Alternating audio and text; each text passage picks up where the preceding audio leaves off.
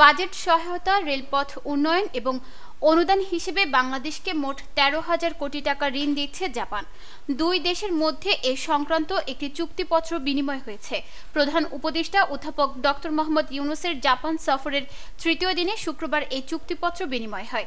এদিকে আজ জাপানের সাথে আরও ৬টি সমঝোতা স্মারক সই করেছে বাংলাদেশ।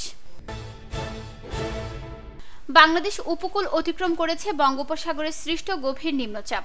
এর প্রভাবে আজ শুক্রবার দেশের বিভিন্ন স্থানে বৃষ্টি ও ঝড়ো হাওয়া বয়ে গেছে। জলোচ্ছ্বাসে ভোলা, বরগুনা, পটুয়াখালী সহ উপকূলের নিম্নাঞ্চল তলিয়ে গেছে। অনেক মানুষ পানিবন্দী হয়ে পড়েছেন। বহু এলাকা বিদ্যুৎ বিচ্ছিন্ন রয়েছে। এতে নৌযান চলাচল ব্যাহত হয়েছে। অন্যদিকে পাহাড় ধসের শঙ্কায় পার্বত্য অঞ্চলে ঝুঁকিপূর্ণ বসবাসকারীদের নিরাপদে সরিয়ে যেতে বলেছে প্রশাসন।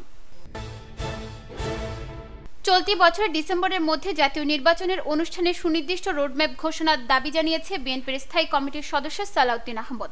শুক্রবার রাজধানীর মানিক মিয়া অ্যাভিনিউয়ে অসহায়দের মধ্যে কাপড় বিতরণ অনুষ্ঠানে তিনি এ কথা বলেন। সালাউদ্দিন আহমদ বলেন, একটি সুষ্ঠু সুন্দর জাতীয় সংসদ নির্বাচনের জন্য পুরো জাতির মধ্যে আকাঙ্ক্ষা সৃষ্টি হয়েছে এবং জাতির প্রত্যাশার উপর আমরা আমাদের প্রত্যাশা ব্যক্ত করেছি। বাংলাদেশ ক্রিকেট বোর্ড বিসিবির নতুন সভাপতি নির্বাচিত হলেন জাতীয় দলের সাবেক অধিনায়ক আমিনুল ইসলাম বুলবুল।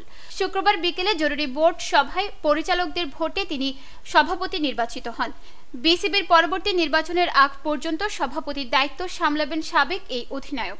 এছাড়াও সিনিয়র সহ সভাপতি করা নাজমুল আবেদিন ফাহিম ও সহ সভাপতি ফাহিম সিনহা নির্বাচিত হয়েছেন।